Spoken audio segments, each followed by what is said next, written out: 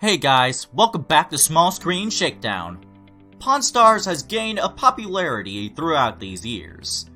The show is about a daily interactions of the staff with customers bringing invaluable artifacts at the famous gold and silver pawn shop in Las Vegas, Nevada.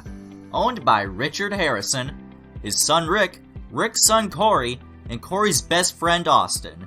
Today, we're going to look at the top 5 best moments on the Pawn Stars. But before we begin, make sure you subscribe to the channel and hit that bell icon so you don't miss out on anything. Also, if you're a fan of the show, then do give this video a like. Number 5. Sweet Sunken Treasure. A man came into the pawn shop carrying a briefcase, and in that bag, the man had a clump of rubies from the Mughal era cemented together. According to the seller, the clump of the sunken treasure that went to the bottom of the sea in Surat, India in 1702, and later was discovered by Arthur C. Clarke and his diving partner.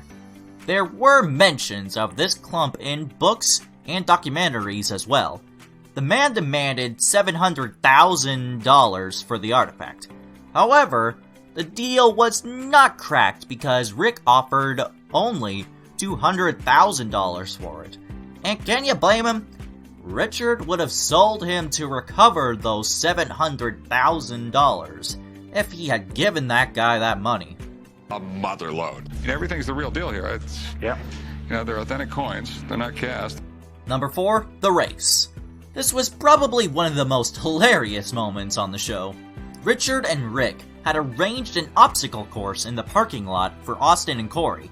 The boys had to run, then do jumping jacks and skipping rope, and then run to the finish line.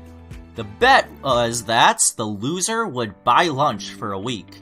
Now, you must be thinking, what's so funny in an obstacle course? But imagine 2 oversized men who aren't able to even walk fast competing in a race like this. Both the men cemented with high spirits and very poor stamina, which left us and Rick in fits of laughter. In the end, Correy came out victorious. However, old man Richard was not at all impressed. According to him, both the boys were pathetic. And yourself? I guess I don't need chips. That's a fact. You don't need them, Chumlee. Number 3, Chumlee making vine. The pawn shop had bought an antique foot-crushing vine maker. Chumlee was the one who decided to bring it in and use and learn how to make the vine. The big man had done his research on how to make it and started to crush all the grapes with his foot and then added the required sugar and yeast. He also added a little bit of vine to give his vine a color. He left it to ferment for 3 months and then brought it into the shop for the other guys to taste it. Since it was Chumlee who made the vine, so the others were a little hesitant to taste it. Richard even made a comment saying he survived all these decades and 5 wars, but Chumlee's vine may be the death of him. However, old man Richard surprisingly was the only one who liked this vine. Awesome. I just finished stomping all the grapes. Number 2, the Grammy Award. This may sound utterly insane to you, but someone actually brought in a Grammy Award to the pawn shop to sell it. Now, who would do such a thing to their greatest achievement? Well, I thought so too. But the award was brought in by a lawyer whose client gave him this as a payment for his services.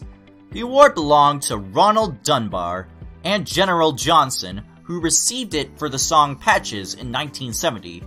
Rick originally offered $1,500 for it, but the lawyer knew how to bargain, as finally the award was sold for $2,350. I guess it's easier to sell something like this when it's not yours. For the song Patches. You remember that song? Number 1, Chumlees Awesome Car.